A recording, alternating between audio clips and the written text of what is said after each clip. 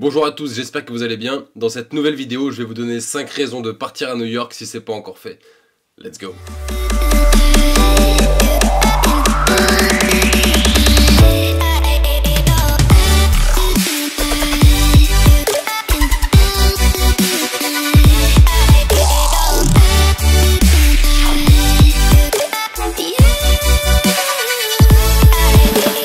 La première raison que je peux vous donner pour aller à New York si vous n'y êtes encore jamais allé, c'est pour le feeling incroyable que cette ville dégage. Moi j'y suis allé pour la première fois en août 2024 cet été avec mon frère et je revenais en fait du sud-ouest parce que j'étais avec mon frère, on revenait de Washington. Donc voilà, on arrive comme ça en bus et on voit New York au loin et rien que déjà là, New York dans la pénombre, au loin, en silhouette à l'horizon, ça a déjà provoqué des sensations de liberté que j'ai jamais ressenties ailleurs.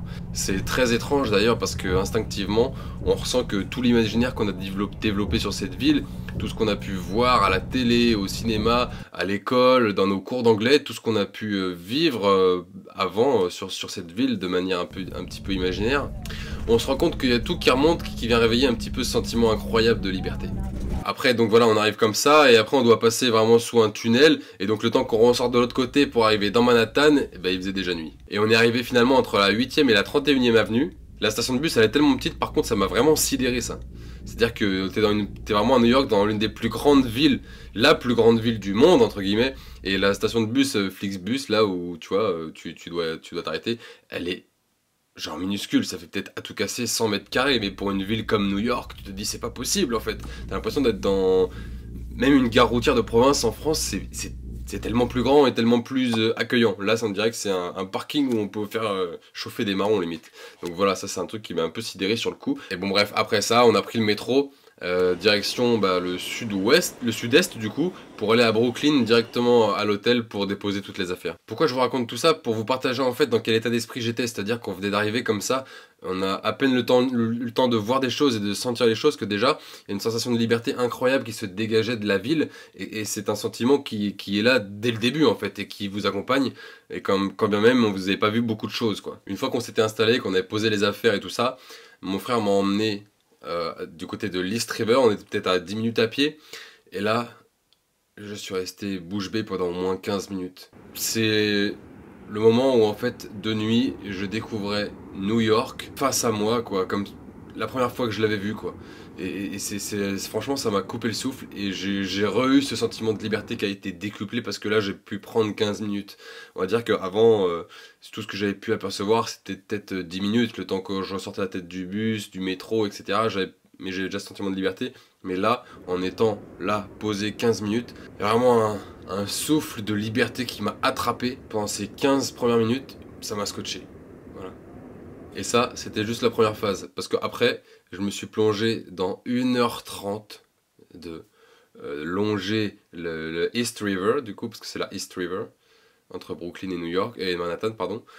Et donc j'ai longé pendant 1h30, mais vraiment très lentement, en faisant quelques photos, pour vraiment m'imprégner de ce sentiment-là, quoi. C'est vraiment ce sentiment-là que j'ai voulu capturer et garder, parce que c'était vraiment très intense pour moi. Et bon, après j'en donne dans les détails de la photo, mais il y avait des détails très subtils, du style des reflets que j'avais jamais vus, des choses comme ça. Et puis en fait, Manhattan au fond, comme ça, on a l'impression que c'était comme après si je symbolise un peu, une couronne qui brillait dans le noir un peu, quoi. Donc voilà, pendant 1h30, j'ai avancé comme ça, petit à petit, pour capturer ça. Et je crois que ce moment-là fait partie d'un des moments de liberté intense, de liberté les plus intenses de ma vie que j'ai pu ressentir, quoi. En tant que photographe et filmmaker, la deuxième raison que je peux vous donner pour venir à New York si c'est pas encore fait, c'est pour venir voir et écouter New York City. Extrait. Good morning, New Yorkers. Looking for another beautiful day here in the city. Clouds just started sitting out there. Temperatures staying in the high 40s. Tomorrow's forecast will be in the 60s. Pour moi, vraiment, cette ville, elle ne se raconte pas, elle se vit. C'est pour ça qu'on essaye tous d'en faire des films à notre sauce. Mais la vérité, c'est que c'est tellement difficile de traduire ce sentiment qu'il n'y a pas d'autre moyen que de venir la voir et de l'écouter et de la sentir. Et c'est pour ça que vous ne trouverez jamais un film sur New York City qui est le même. C'est-à-dire que c'est tellement vaste, c'est tellement gigantesque qu'il n'y a pas un film qui peut résumer ça. On est obligé de regarder 500 vidéos pour après se faire une idée de ah, lui a voulu traduire ça, lui a voulu traduire ça, et au final New York c'est une combinaison de tout ça. Moi par exemple j'ai fait cette vidéo sur New York City. Pour moi je raconte que New York City a quelque chose de plus grand, ou à montrer que tout le temps toujours des choses un petit peu underground avec le métro, la vie humaine qui est bondée, etc. Voilà, pour moi c'est ce que je dis, c'est mon parti pris, c'est de dire que New York City a quelque chose d'autre à raconter que ça, voilà. Et donc j'ai voulu faire quelque chose de plus aérien, de plus distant, pour pouvoir mieux apprécier la ville, voilà. Et ça c'est mon point de vue à moi, mais tout ça pour dire quoi? Tout ça pour dire qu'en fait, encore une fois, New York City est tellement vaste et c'est tellement riche, tellement dense, qu'il est impossible de se faire un avis sur la ville en restant sur YouTube, en regardant des vidéos. On peut se faire une idée, mais je pense sincèrement que New York City is something that you have to live from the inside. Tu ne peux pas. Vous êtes obligé d'aller à New York City, voilà, pour savoir ce que c'est. Vraiment, vraiment, vraiment. Il n'y a pas d'autre mot, c'est juste ça en fait. C'est-à-dire qu'on va avoir chacun notre point de vue subjectif sur la chose. Ce qui est beau, c'est ce qui fait l'art. Mais si vous voulez vraiment voir les choses telles qu'elles sont réellement, il faut vraiment venir voir par vous-même. Vous allez vous-même vous faire votre propre avis. Et c'est ce que je dis un petit peu tout le temps dans mes vidéos, mais je pense que sur New York, c'est encore plus valable. Tellement il y a de choses à voir, à entendre, à comprendre. Ah oui, la troisième raison que je peux vous donner pour aller à New York, si vous n'êtes encore jamais allé, c'est qu'à tout moment, vous pouvez faire des rencontres incroyables. Je vais pas parler trop longtemps sur ça, mais je vais vous donner des exemples concrets. Ok, je vous ai dit que le premier soir où je suis arrivé, je suis allé faire des photos sur la East River. Ok, alors, je suis resté 1h30, j'étais un peu dans mon monde, etc. Ensuite, le lendemain, je me suis réveillé à 6h et je suis parti faire des photos au matin de Manhattan. Voilà. Donc le sunrise qui tape directement dans les tours, j'étais du bon côté, etc. Parce que je suis du côté est, j'étais du côté est avec Brooklyn.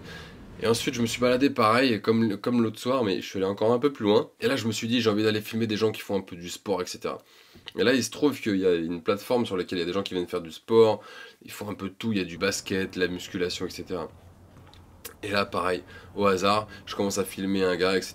Et là, on rentre en contact. Un mec qui fait du basket, qui vient ici souvent, etc. Donc voilà, ça encore, c'est soft, premier truc. Ce que je veux dire par rapport aux rencontres, c'est que ça peut être vraiment what the fuck. Je vous parle de la deuxième. Cette fois-ci, je continue, hein, je suis toujours la même matinée. Je reviens, et je sens, il y a un gars avec un chien, et il m'a regardé vite fait du coin de l'œil. Ensuite, je vais dans une boulangerie et je vois que le gars rentre dans la même boulangerie. Et moi, j'y suis allé pour aller chercher des pains au chocolat, un café, etc. Quoi, tu vois. Et le gars, je vois que moi, je pose mes affaires. Et le gars est venu me parler, me dire oh, en fait, il est rentré à la boulangerie en faisant la queue, hein. C'est quoi ton appareil photo, etc. Donc je commence à discuter et je me dis tiens, le mec a envie de parler de quelque chose, c'est marrant, on est dans la même boulangerie, il est venu aussi. Donc comme ça, je vais assez droit au but aussi parce que j'ai l'habitude un petit peu des rencontres un peu fortuites comme ça. Je sais que les gens ne viennent pas forcément parler par hasard, mais donc je vais droit au but. Je veux dire que là, par là que je suis pas très étonné. Et donc je vais droit au but et je lui dis alors et toi est-ce que tu fais aussi de la photo? Il dit non, qu'est-ce que tu fais exactement? Il me dit ah mais moi aussi je fais de la vidéo en fait, tu sais quoi, j'ai une compagnie à Los Angeles, tiens je te laisse mon contact, si jamais tu passes, eh bien on pourra être en contact et peut-être travailler ensemble, on ne sait jamais. Et là je me dis ah mais c'est ouf quand même la vie et tout ça, je dis bah ouais ok on garde contact, etc. Et donc là on garde contact, je lui passe mon Insta, etc. On reste en contact. Et le gars ne commande rien à la boulangerie, il prend son chien et il se casse. Voilà, là, je me dis quand même, niveau connexion, il y a un truc qui se passe, quoi, quand même. C'est qu'il y a quelque chose. Et les gens ont. En fait, pour moi, c'est un exemple qui montre que à New York, les gens sont aussi là pour créer des choses, pour se rencontrer et créer du mouvement. Voilà, quelque chose qui m'a. Cette première chose-là m'a quand même assez marqué, quand même. On va dire dans la démarche. J'aurais tellement d'exemples. Si je reviens même avant ça, en fait, dans le premier avion que j'ai pris pour aller à New York, aux États-Unis, en août, et bien tout simplement dans l'avion, j'ai rencontré un couple de sexagénaires avec qui j'ai pu parler, mais de politique sur les États-Unis, etc. Et avec qui, donc pendant je sais pas, au moins 2 heures on a parlé de ça, hein. Et tu vois, tout ça c'est parti d'un truc comme quoi, voilà, une petite mésentente sur le fait que la dame à côté de moi, elle avait allumé sa lumière, je lui ai demandé comment elle avait fait, elle avait compris que, en fait, je voulais qu'elle éteigne sa lumière, donc elle m'a fait non, non, non, non. En fait, je lui dis non, non, je vous demande juste comment est-ce que vous avez allumé votre lumière, parce que moi j'arrive pas à allumer la mienne. Et de là, tout est parti. Elle m'a dit ah ok. Et du coup, on a commencé à parler de politique là pendant 2 heures. Et ensuite, elle me dit qu'ils habitent à Philadelphie. Elle me dit bah tiens, garde mon contact et si tu veux quand tu passes, bah, on pourra te faire visiter, etc. C'est incroyable. C'est-à-dire à quel moment en France cette chose-là peut arriver. À quel moment tu es sur le retour pour aller de je ne sais où à Paris, tu rencontres un couple de Français qui va te dire la même chose. Je sais pas si ça arrive vraiment en fait. Tu vas me dire, moi je suis français donc un couple français me ferait pas ça. Mais je sais pas si même si c'était quelqu'un d'étranger, est-ce que ça arriverait vraiment. J'en doute, en tout cas j'en suis pas sûr. Euh, et la chose la plus folle, c'est que je suis retourné aux États-Unis par la suite et je les ai recontactés, ce couple-là qui habite finalement à Philadelphie. Et ils m'ont invité chez eux, on a passé un temps ensemble, j'ai pu les interviewer sur des sujets qui m'intéressaient et on a pris le thé, le café, goûté ensemble. Et ils m'ont dit, mais you're welcome anytime you come back here. C'est assez incroyable en fait. Moi, j'ai toujours été surpris parce que on m'a toujours dit, oui, les Américains, on dirait que t'es pote un petit peu avec eux, et puis en fait, dans le fond, ils s'en foutent. Et ben moi, j'ai pas trop ressenti ça en fait, pour l'instant en tout cas. Donc voilà, pour l'instant, je suis assez surpris de cette façon de voir les Américains. Si je vais plus loin que ça, là, je repars à un moment où j'étais tout seul dans New York. Je vais manger dans un endroit où ils servent, qui est un peu connu, et ils servent de la nourriture qui apparemment est excellente là-bas, mais pour moi, français, en tout cas, c'est juste normal. En tout cas, c'est ce que tu pourrais manger dans une bonne choucroute, un truc comme ça. De la viande un peu salée qui te servent dans du sandwich avec de la moutarde et ils se disent waouh, c'est le truc du siècle. Euh, N'empêche que je me pose dans ce resto, il y a un mec qui est là, qui se pose à la même table que moi et qui commence à me parler et qui s'intéresse un petit peu, voilà, qui je suis, pourquoi je suis là, etc. Et puis le gars, en fait, il travaille dans la Silicon Valley, tout ce qui est sur les voitures autonomes, etc. Donc voilà. Et là, on commence à parler du monde, on commence à parler de la photo, la vidéo. Lui voulait certainement faire de la vidéo, donc je lui donnais quelques conseils, etc. Mais tout ça pour vous donner un autre exemple du fait que les gens sont là à New York pour créer de la connexion. Ça, c'est indéniable. Voilà, donc les rencontres sont vraiment excellentes à New York de mon point de vue. Je pourrais vous redonner encore deux rencontres que j'ai fait au même endroit dans un fast-food juste avant de prendre un bus pour repartir à Washington. Là, deux personnes qui sont là, qui discutent. Ah, mais vous êtes français, tac, tac, ok, on peut prendre Instagram et tout ça, on voit si jamais il se passe quelque chose. Tous ces petits exemples un petit peu résumés et rapidement racontés pour pas trop prendre de temps, pour vous dire tout simplement que la troisième raison vraiment que je peux vous donner pour aller à New York si c'est pas encore fait, c'est si vous voulez faire des contacts, en tout cas rencontrer des gens qui vont discuter avec vous de choses intéressantes et puis dans le sens du monde en tout cas, et ça c'est vraiment quelque chose qui m'a marqué, qui est très très intéressant pour ma part. À Paris, je sais pas si on adresse la parole à quelqu'un, est-ce qu'il se sent pas directement agressé, est-ce que la personne comprend qu'on a envie de créer un contact, et est-ce que la personne a envie même de rentrer en contact, tu vois. C'est toute cette impression générale qui me fait penser et dire que, en tout cas, je sens que peut-être on est mieux accueillis en tant que personne à New York que à Paris par exemple. Voilà, c'est vraiment une impression globale. Ok, la quatrième raison que je peux vous donner pour aller à New York City, c'est pas encore fait. On part dans quelque chose d'un petit peu plus classique, mais qui est quand même essentiel. Pour moi, c'est la One World Trade Center.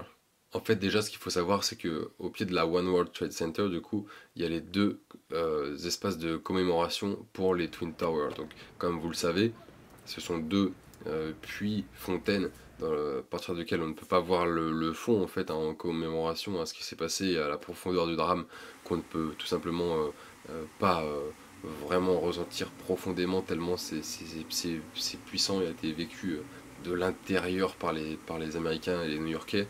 Voilà que cette fontaine dont on ne voit pas le fond symbolise cette peine dont on ne voit pas la fin, je pense. Et avec tous les noms qui sont écrits un petit peu partout, et ça c'est quelque chose de très très très fort quand même, parce qu'il y a tous les noms qui sont écrits, il y a des roses, voilà. Donc là on parle de One World Trade Center, bah, tout ce qui va avec en fait. C'est-à-dire qu'il y a aussi un espace de commémoration où en fait il y a un morceau de... Il y a un morceau des tours jumelles, un reste qui a été utilisé en fait pour faire une partie du musée où tu vois aussi à l'intérieur qu'il y a encore un morceau de la fondation qui est là. Donc ça c'est quelque chose de très poignant également.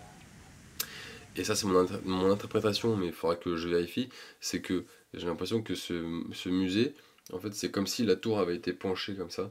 Donc j'ai l'impression que architecturalement il y a aussi la volonté de dessiner quelque chose qui ne s'en ira jamais dans la mémoire collective. Voilà, ça c'est mon interprétation à moi. Par contre, maintenant, si on en revient au One World Trade Center, c'est vraiment très très bien réussi.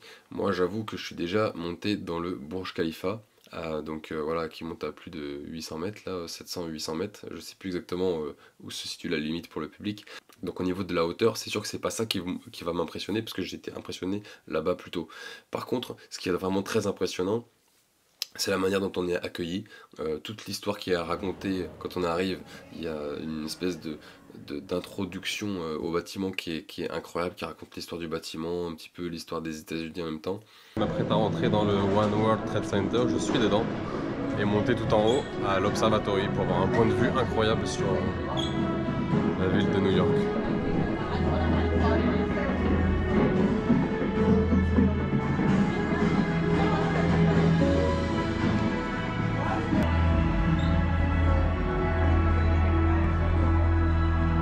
Ensuite, vous prenez l'ascenseur, vous montez, et lorsque vous montez dans l'ascenseur, il y a toute l'histoire de New York, la construction de New York qui se passe autour de vous et qui vous montre comment ça a pu évoluer, etc.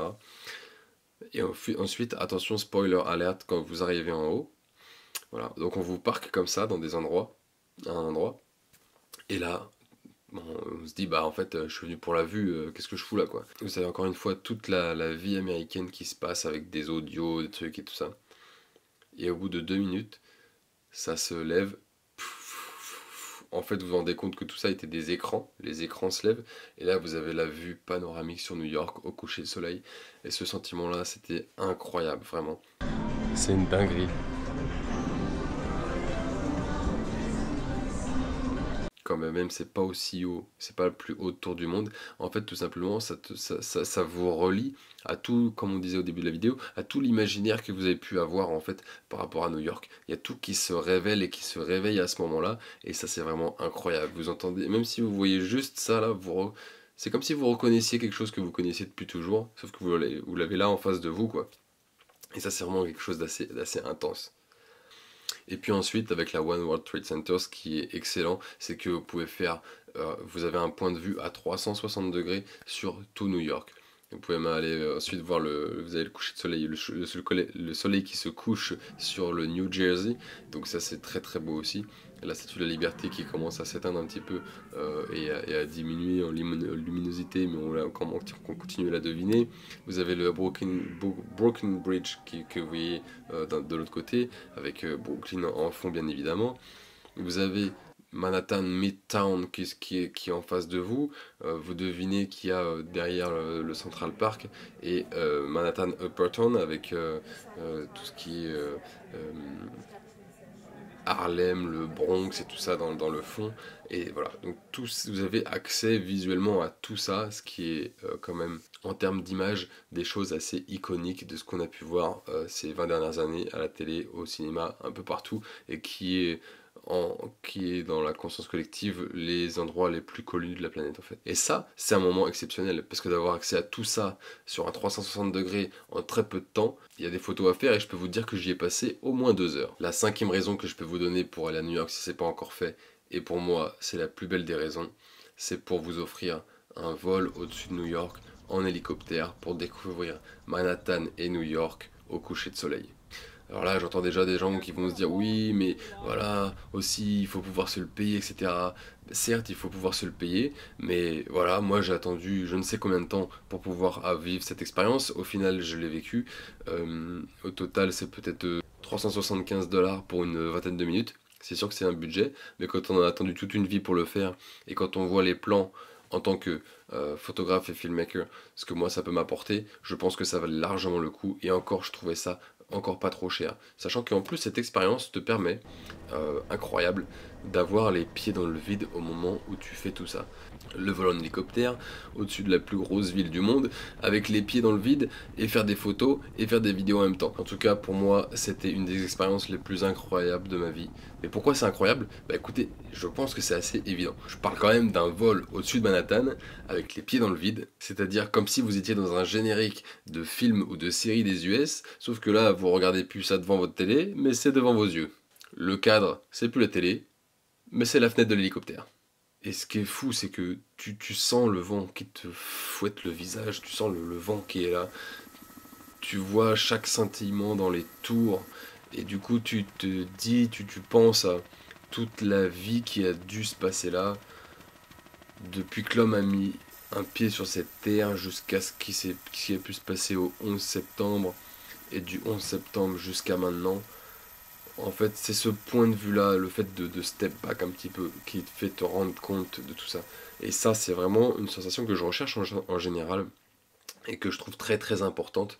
Et ce tour en hélicoptère te permet ça, en fait, de te faire un espèce de feedback, en fait, un gros step back sur, en fait, New York, c'est ça.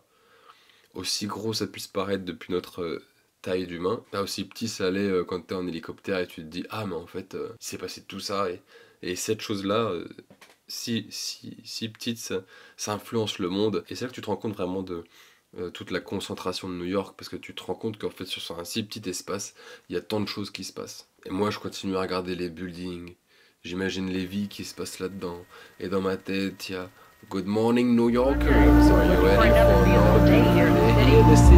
Clouds just started forming out there. Temperatures stayed in the high 40s. Et tu comprends qu'il y a des choses qui commencent à se mettre en place dans ma tête par rapport à la vidéo que j'avais publiée avant, où je disais que j'étais venu là pour faire une vidéo d'1 minute très qualitative.